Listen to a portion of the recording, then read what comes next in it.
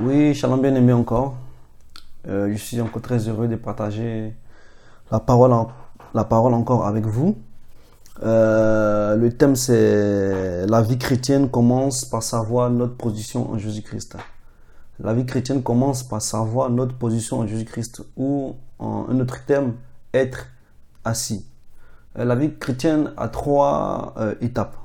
Être assis, marcher et tenir ferme. On ne peut pas marcher, tenir ferme sans être assis. On s'assoit d'abord, on marche et après on tient ferme. Être assis, c'est d'être enraciné, connaître le Dieu qu'on sert. Et après, on sert. Et dans le ministère et dans le service, on doit tenir ferme parce qu'il y a des épreuves. Et on tiendra ferme lorsqu'on connaît Christ, on connaît le Dieu qu'on sert. Sinon, face au diable, on ne peut pas tenir. C'est pour ça que beaucoup de chrétiens, face aux épreuves, ils servent Christ et dès qu'il y a une adversité, ils ne tiennent pas. Pourquoi? En soi, ils servent le Dieu qu'ils ne connaissent pas. Et c'est très important de servir le Dieu que nous connaissons. Pourquoi? Parce que dans les épreuves, c'est lui qui va nous délivrer. C'est lui qui viendra à nos secours. C'est lui qui sera avec nous. Donc voilà pourquoi je dis la vie chrétienne commence par savoir notre position en Jésus-Christ, ou en d'autres termes, être assis. La vie chrétienne ne commence pas par un grand fait, mais par un grand tout est fait. Donc je disais, la vie chrétienne ne commence pas par un grand fait, mais par un grand tout est fait. La vie chrétienne, tout est fait. Jésus-Christ a tout accompli à la croix. Il a déjà tout fait. Il faut simplement croire. Il faut simplement croire et vivre dans ce que Dieu a fait. C'est simple. Il faut être... En fait, c'est ça. La vie chrétienne ne connaît pas par un grand fait, mais par un grand tout est fait. Si vraiment on est conscient que tout a été fait, c'est pour cela qu'il ne faut pas chercher à atteindre. Il ne faut pas chercher par notre propre force à être sauvé ou par notre propre discipline, par notre propre œuvre à être sauvé. C'est impossible. Il faut juste simplement croire en Jésus-Christ. Il faut se reposer sur Jésus-Christ. Et là, comme cela, on sera sauvé.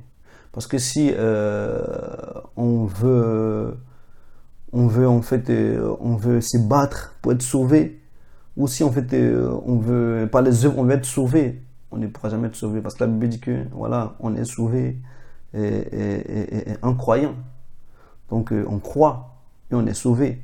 Personne n'est sauvé par ses propres efforts, personne n'est sauvé par son propre combat. Plutôt à nous de nous asseoir et à jouir de ce que Dieu a fait. C'est ça le problème. C'est ça le problème humain. L'homme en fait a du mal à croire et à vivre. C'est en nous. C'est facile pour dire que tout est accompli. Il faut simplement jouir. Pour nous, c'est trop facile. Pour nous, c'est trop facile. C'est ça en fait l'homme. L'homme veut faire quelque chose de sa main, quelque chose de ses propres forces pour croire. Parce que, voilà quoi, en fait, on veut être sauvé par notre œuvre. Et c'est pour cela, dans l'église, on le fait encore. On le fait encore. On a du mal à croire. On a du mal vraiment à être positionné en Christ. On a du mal à s'asseoir en s'enracinant à Christ. Mais on veut servir Christ par nos propres efforts. On veut faire des choses. On veut démontrer. On fait des choses.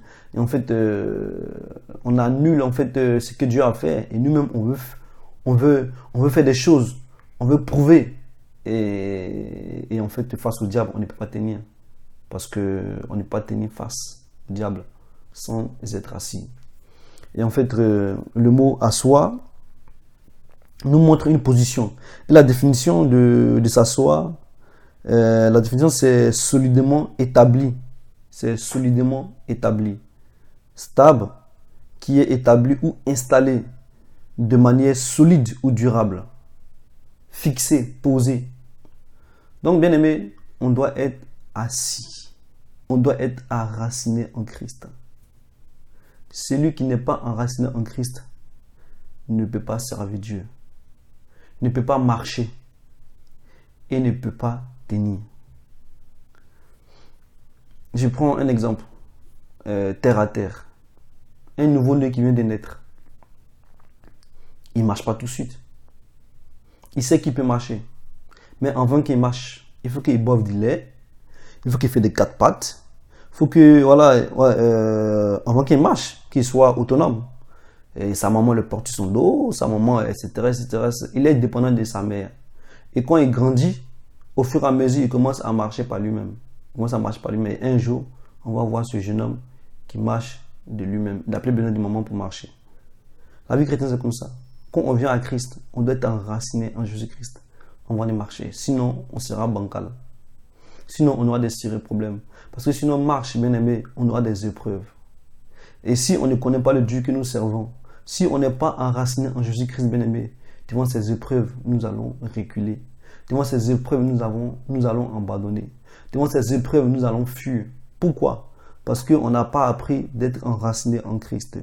On n'a pas appris d'être fondé en Christ. Et Éphésiens 2, verset 8, nous dit quoi? Éphésiens 2, verset 8. La Bible dit, car, oui, la Bible dit, car c'est par grâce que vous êtes sauvés, par le moyen de la foi, et cela ne vient pas de vous, c'est le don de Dieu. Déjà, on fait une pause. La Bible dit qu'on est sauvé par le moyen de la foi, et cela ne vient pas de nous. On est sauvé parce qu'on croit.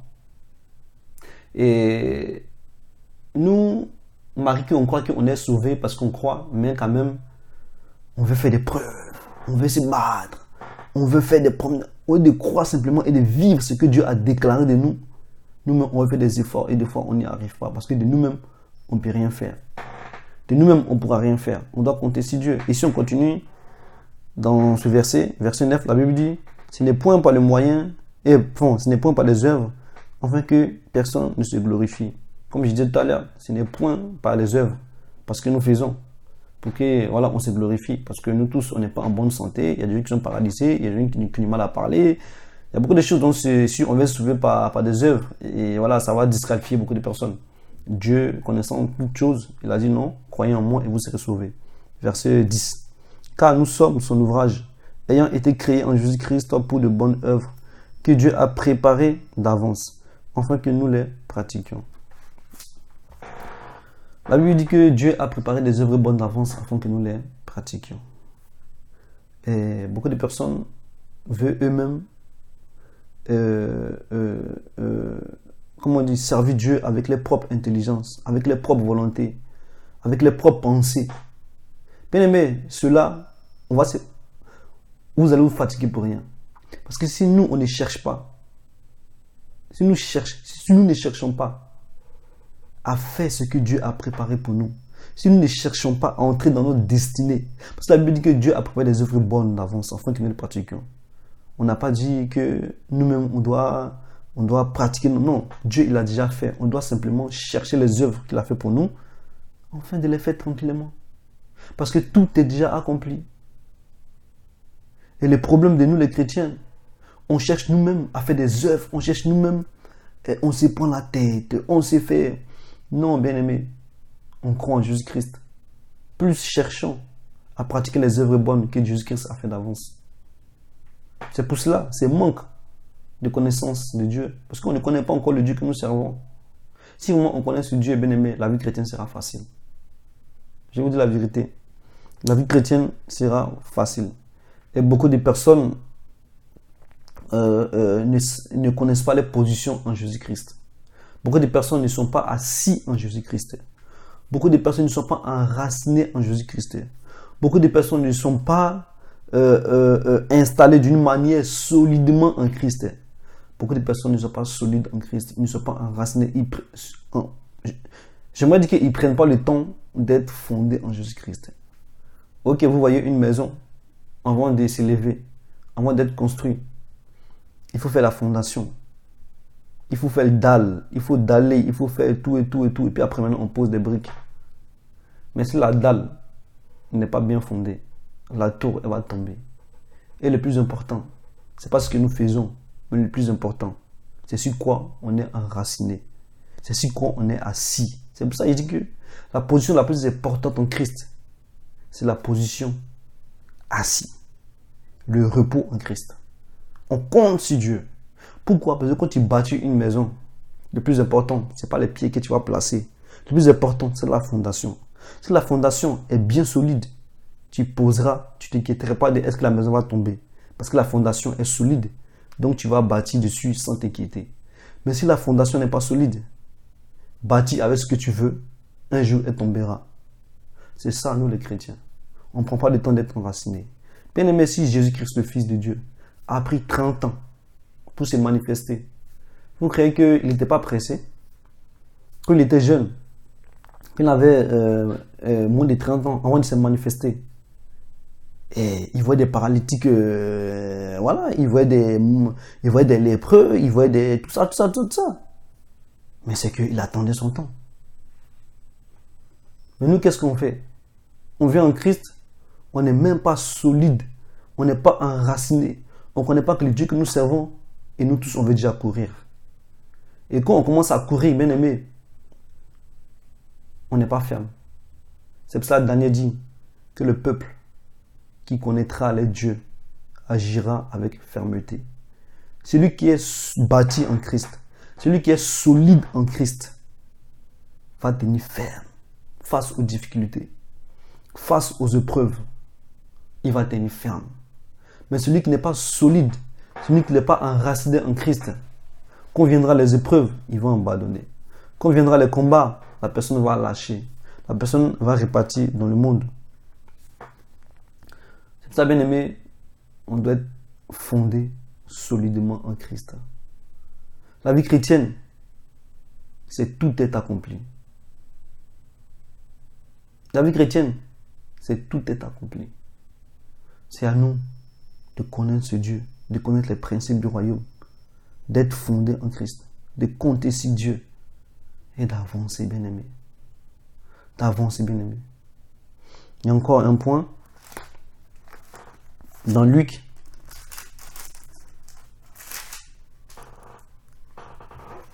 J'aimerais aborder un point dans Luc là, dans Luc 14, 28. Luc 14, 28. Comme je disais tout à l'heure par rapport à la tour, la Bible dit: car lequel de vous, s'il veut bâtir une tour, ne s'assied d'abord pour calculer la dépense et voir s'il a de quoi la terminer. De peur qu'après avoir posé les fondements, il ne puisse l'achever et que tous ceux qui le verront ne se mettent à le railler. En disant, cet homme a commencé à bâtir et il n'a pas pu achever. Voilà nous les chrétiens comment nous sommes.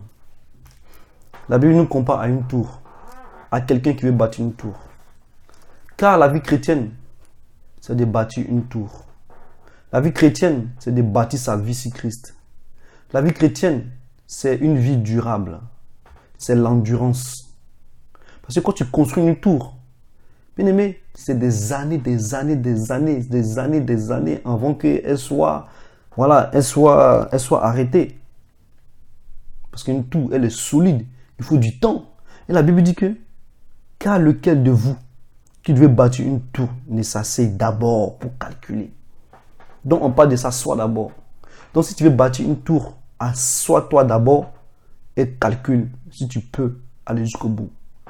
Un autre terme, avant de commencer ta vie chrétienne, assieds-toi d'abord. Raconte ce rocher. Enracine-toi d'abord.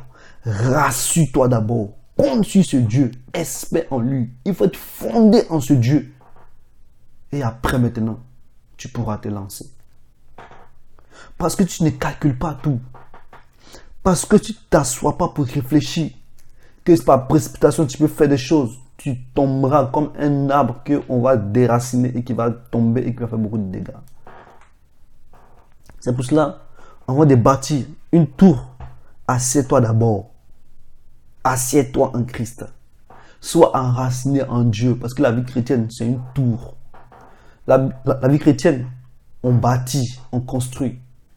Et ne soyons pas des architectes, ne soyons pas des gens comme maintenant, on voit des maisons qui se construisent en 2, 3, 4 mois. Aucun vent, il y a des maisons qui se construisaient en des années et en des années. Et maintenant, on voit la preuve. Dès qu'il y a une tempête, la maison est partie. Elle n'est pas solide, elle ne prend pas le temps, voilà, de faire la chape et d'attendre, direct faire la chape, direct et bâtir en même temps. C'est nous, direct converti, direct en même temps prêche, direct en même temps va, direct en même temps devient apôtre, direct en même temps fait des miracles, etc., etc. Voilà le problème. Pour bâtir une tour, il faut s'asseoir et réfléchir. Il faut s'asseoir. Il faut s'enraciner. Il faut s'appuyer sur Christ pour continuer. Et la Bible dit quoi? Et voir s'il a de quoi à terminer. Ça veut dire, quand tu t'assois et quand tu te racines en Dieu, tu es sûr que tu iras jusqu'au bout. Parce que tu connais le Dieu. Parce que il y a des gens, ils sont sûrs qu'ils seront sauvés. Parce qu'ils connaissent le Dieu qu'ils servent. Il y a des gens, ils ne savent pas s'ils seront sauvés parce qu'ils ne connaissent pas ce Dieu. Quand tu t'assois, quand tu réfléchis, quand tu t'assois sur Christ, quand tu es enraciné sur Christ, quand tu t'appuies sur lui, quand tu t'établis sur Christ, bien-aimé, tu sais que tu vas terminer, tu vas aller jusqu'au bout. Et la Bible dit, de paix, après avoir posé des fondements, il ne puisse l'achever. Et que ceux qui le verront ne se mettent à se raillerie. D'autres personnes ont commencé la vie chrétienne. Ils n'ont pas calculé. Et maintenant, ils sont répartis dans le monde. Des païens qui les a vus convertis, ils ont commencé à se moquer. Parce qu'ils ont dit, il a commencé quelque chose, il n'a pas fini. Ils ont commencé à le raillerie. C'est ce que la Bible dit. On va déconstruire tout. Assieds-toi et réfléchis que tu peux la finir. Sinon là, après avoir posé une fondation, que si tu ne l'achèves pas, que ceux qui t'ont vu commencer, ils vont se moquer de toi. Beaucoup de chrétiens, à cause d'eux, il y a beaucoup de personnes qui ne veulent pas se convertir. Parce qu'ils ont commencé la vie chrétienne, feu. Et ils ont abandonné Christ. Parce qu'il y a des choses qu'ils n'avaient pas prévues. Il y a des choses qu'ils n'avaient pas calculées. Et maintenant, il y a des gens qui ont vu ces personnes tout laisser. Et maintenant qu'ils voient ces personnes les récupérer, même être plus pires que eux, maintenant on commence à rigoler de leur Dieu. Voilà aujourd'hui comment nous sommes. On se moque de notre Dieu.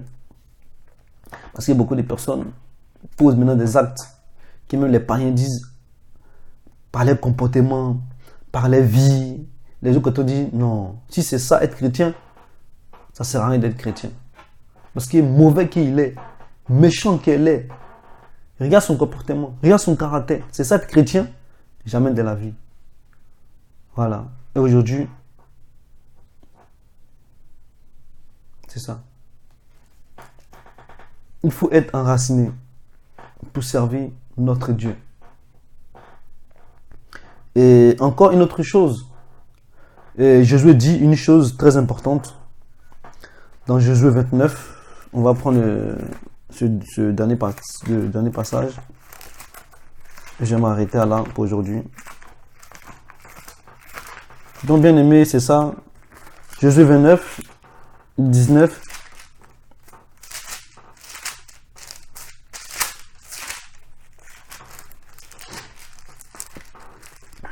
Josué 29.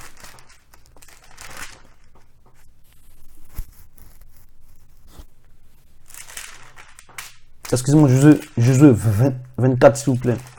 Josué 24, 19. Josué 24, 19.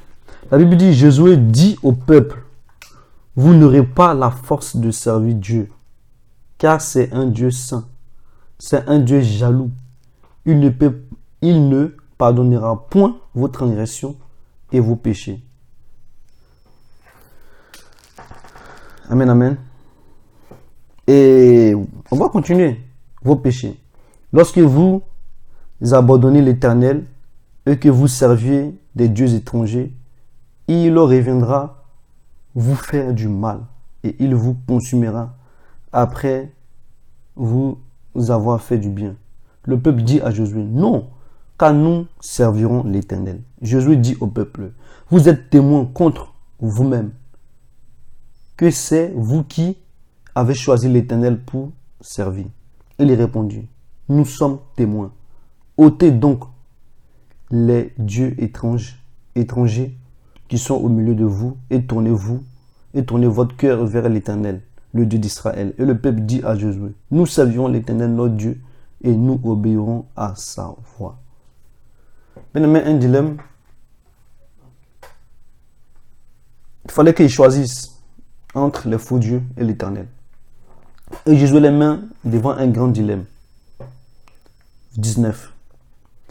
Josué dit au peuple, vous n'avez pas la force de servir l'Éternel, car c'est un Dieu saint. Il dit une chose très importante. Josué dit, vous n'avez pas la force de servir l'Éternel.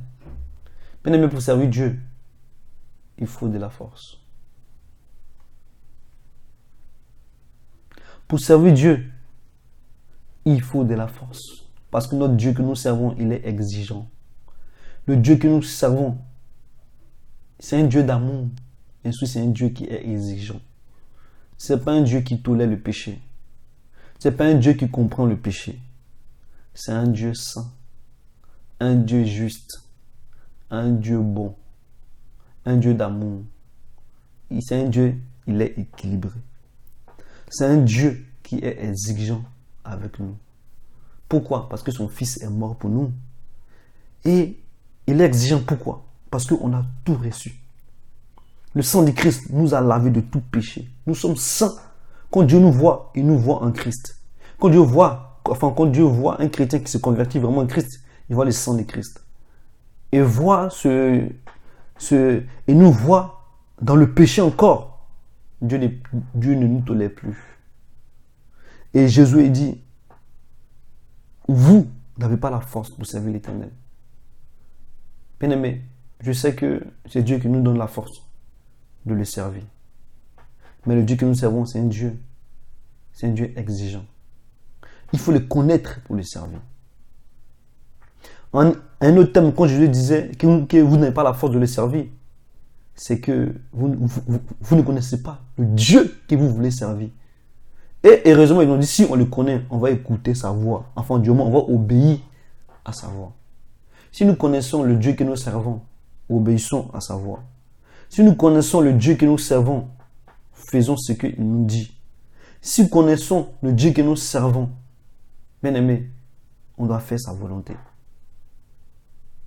C'est un Dieu qui est exigeant, qui nous demande beaucoup de choses. Donc, bien aimé, voilà encore une exhortation vraiment pour nous encourager à être fondés sur Christ. Pour nous encourager, comme je l'ai dit, que la vie chrétienne commence par un grand fait. La vie chrétienne commence pas par un grand fait, mais commence par un grand tout est fait. Tout a été fait en Jésus-Christ. Croyons simplement en ce que Dieu a fait pour nous. La Bible dit, nous sommes les ouvrages de Christ. Et nous sommes les ouvrages de Dieu pour Christ. Nous sommes les ouvrages. Christ a tout fait. Christ a fait des œuvres bonnes afin que nous les pratiquions. Christ a tout accompli à la croix. On doit simplement croire et vivre comme il veut qu'on vive. C'est tout. En soi, la vie chrétienne, il n'y a pas d'effort à faire. Dans le sens, si on obéit à Christ, oui, des fois, il y aura la tentation, des fois, il y aura les épreuves. Mais bien aimé, s'il y a les épreuves, c'est que Dieu peut nous délivrer de ces épreuves. S'il y a la tentation, c'est que Dieu peut nous garder cette tentation. En gros, rien ne nous est tenté tant qu'on ait la force, comme dirait Jacques. Donc, encore bien aimé, c'est pour nous encourager.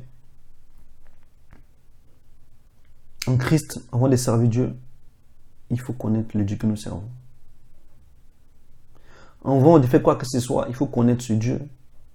Parce que quand on sera dans les difficultés, quand tu feras appel, parce que dans les difficultés, tu fais appel au Dieu qui t'a envoyé, au Dieu que tu connais.